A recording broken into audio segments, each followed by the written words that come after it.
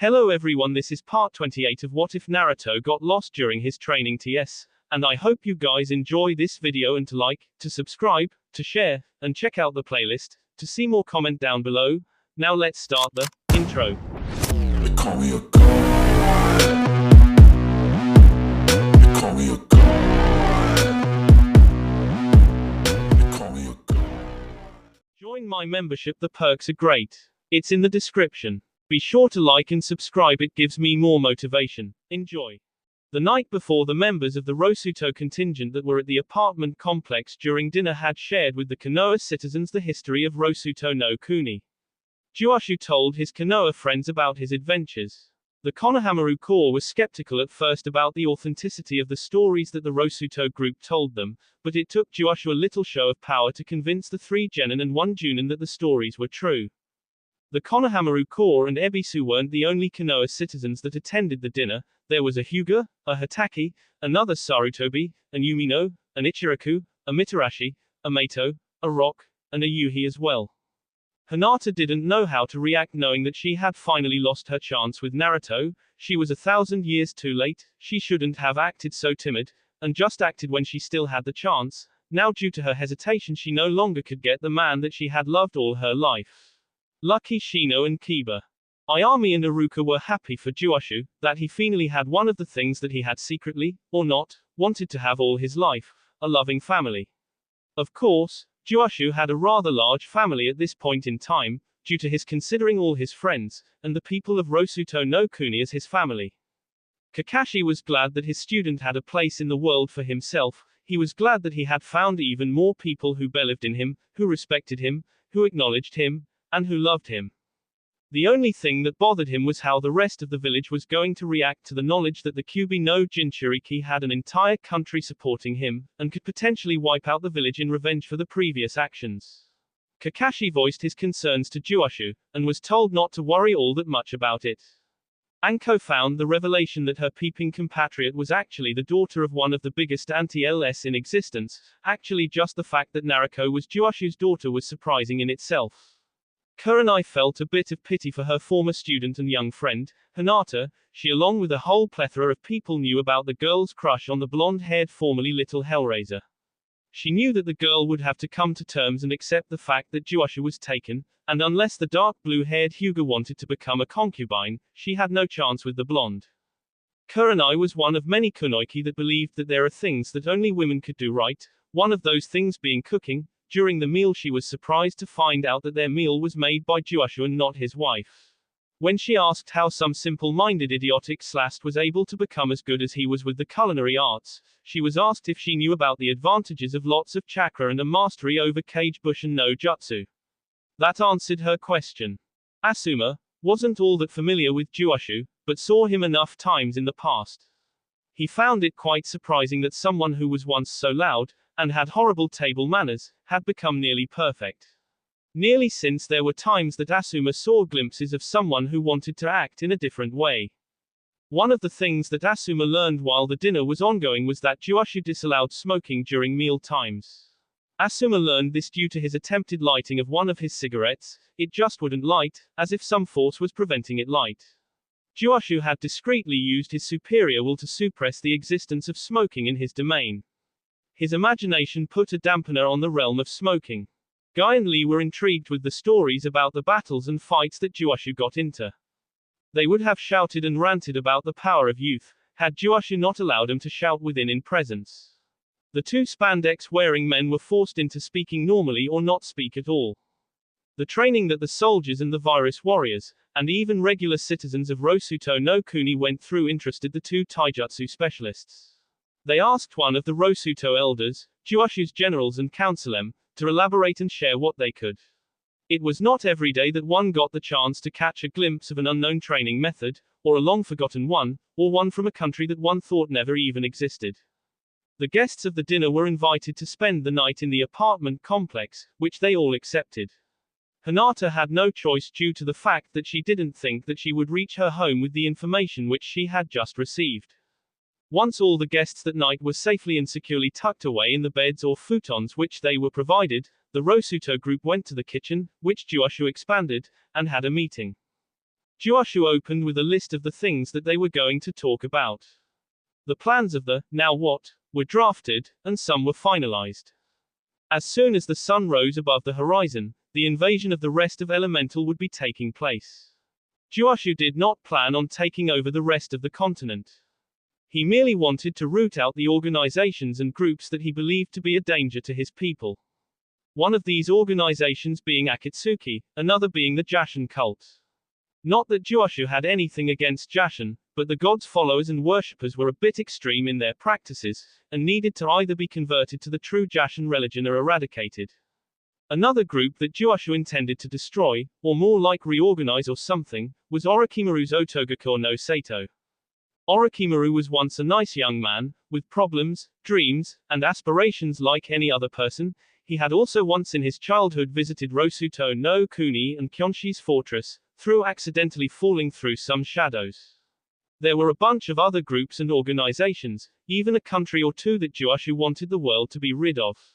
But aside from these groups of people, there were also some individuals that the world did not need, some of them being not exactly human, or what one could call human. His generals were assigned to different tasks and priorities, one of these being the creation of alliances or non-aggression pacts with the other nations, not just hidden villages, temples, or just the samurais, but the entire nation. Sunio, the only missing member of the contingent, would be given his orders the next time he was in the presence of his daimyo. Once everyone except Juashu were asleep, he left Hai no Kuni, and arrived a moment after leaving in his very own capital. Once he had made himself relatively comfortable, he summoned his other high-ranking military officers and government officials. Even though it was still the middle of the night, they all answered his call, and came to the meeting chamber as quick as they possibly could. Once the last person that Juashu expected to arrive had arrived, and the man was sick to boot, he started his impromptu meeting. His summoned were unprepared for the meeting, some of them were sleepy, some of them were groggy, but the one thing that they all had in common was that they all were in their sleepwear, some of them in bathrobes just to hide the fact that they preferred to sleep in the nude.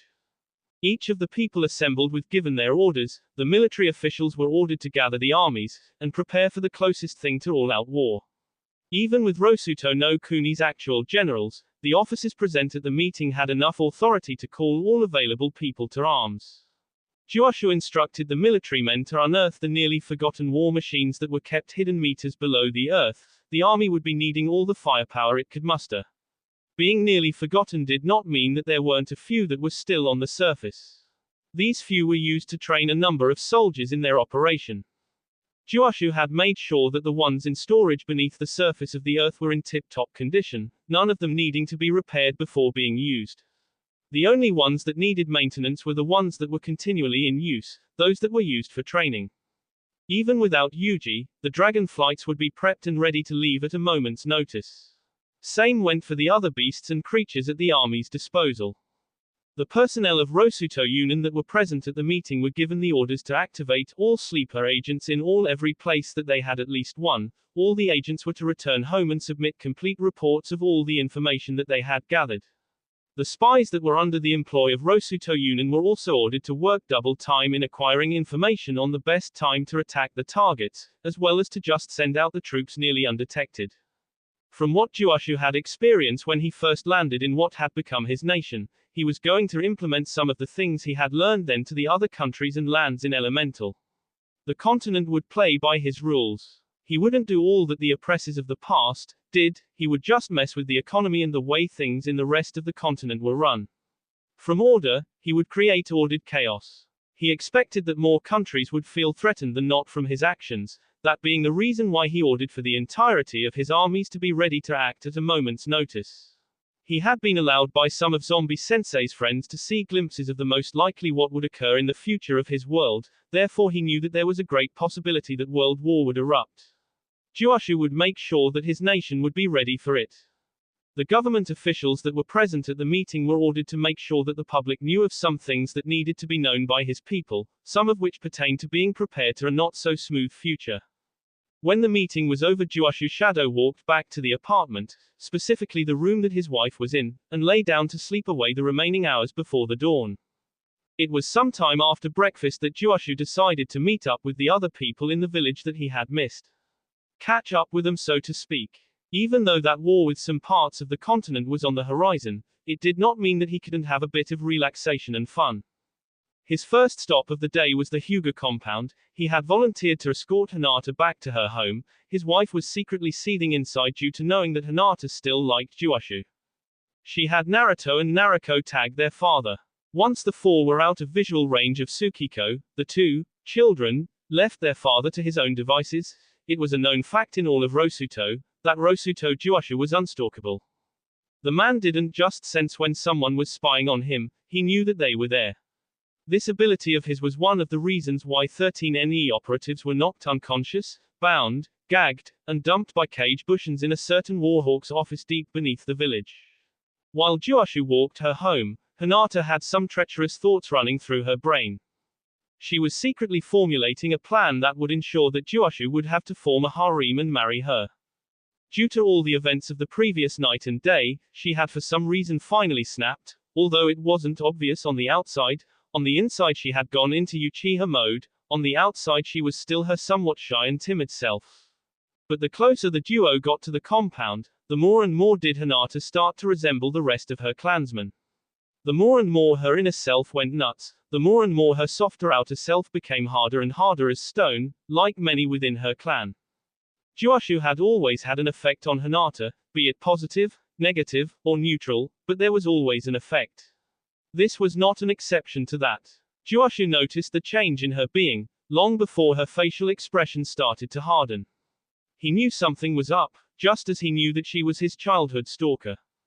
Upon reaching the Hyuga compound he tried to politely decline Hinata's invitation to enter the compound and have a spot of tea. He tried and failed. Since Hyuga Hiashi had unluckily appeared and also invited him into his home, he wanted to know why his daughter had not returned home last night. It was not polite or proper to talk about such things in public. That and an invitation by one of Konoha's clan heads was something that even he could not decline. The invitation of a clan heir was declinable, but one from the head itself was not, unless he wanted to fast forward his plans by a lot. Once inside the main house in the compound, specifically the head's office, Hiashi had a servant get Hinabi and Neji, as they too wanted to know what had happened that their relative was not at home with them last night.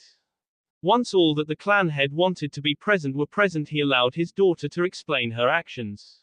What left her mouth was quite shocking, that it left the clan head in a state of shock for a whole minute. Neji didn't fare any better, and Hinabi had actually fainted. Juashu did not react. Once Hiashi returned to the land of the living, he immediately bolted up and tried to slam Juashu against the wall in anger and rage. He tried several times, Neji aiding him, but all their attempts failed. Whenever they tried to just touch the blonde, their hands would just pass through him as if he were a simple bushin, except he did not fade or disappear. Once the two men realized that nothing affected the blonde before them, both men called out for other Hyuga to help in the endeavor.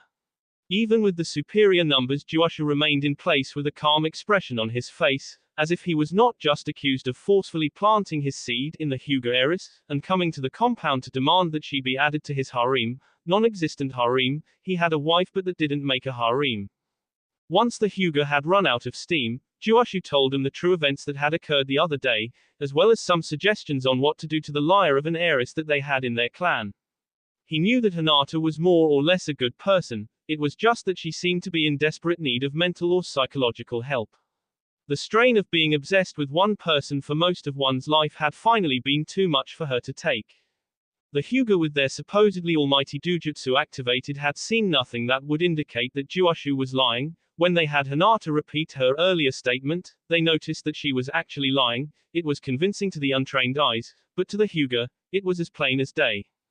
They were her family, they knew her personality, her mannerism, they knew her, not as much as they should, but enough to be able to tell that she was lying.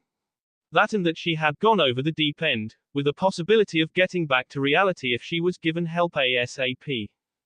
Hiashi had to apologize to Juashu about the clan's earlier actions, while Neji and the rest of the Hyuga had the job of subduing Hinata, tying her up, gagging her, and bringing her to the hospital.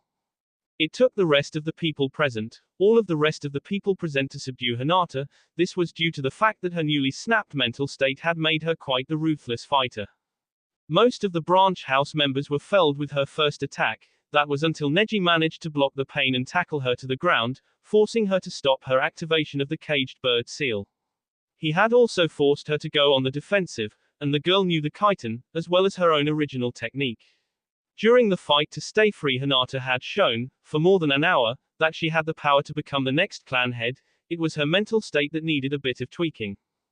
Hiashi did not enter the fray due to the fact that there was a guest present, as well as the fact that there were already more than enough people engaging his daughter. Juashu had stayed just to make sure that the girl was subdued. I think that you should arrange for her to be married to one of her teammates or something like that, Juashu told Hiashi, all the while not taking his eyes away from the ensuing brawl. I also would suggest that you name either your youngest or your nephew as the heir. Your eldest does not appear to be fit to lead your beloved clan. I think after this display you may be right, Hiashi somewhat agreed. By the way, you have yet to introduce yourself. I apologize for that, I am Rosuto Juashu. I think I've heard that name somewhere. I am the leader of Rosuto no Kuni, the recently revealed land of the lost. Ah yes, I think I received the memo on the meeting about you. Why are you telling me this? Juashu asked. It would be better that you be made aware about something like that, than upset you by having to find out that the leaders of Konoha were talking about you behind your back. I see. But don't worry, I already knew, Juashu said. Once Hinata was successfully bound and gagged, Juashu bid the Hyuga head good day and left the Hyuga home in search of others that he had known. He couldn't speak to Neji due to him making sure that Hinata got the help that she needed. His next stop for the morning, as it was still morning, was the Yamanaka flower shop. Once inside he found himself face to face with the Yamanaka clan head, Ino having left for some training with Chuji and Shikamaru, as the three sometimes went on missions together.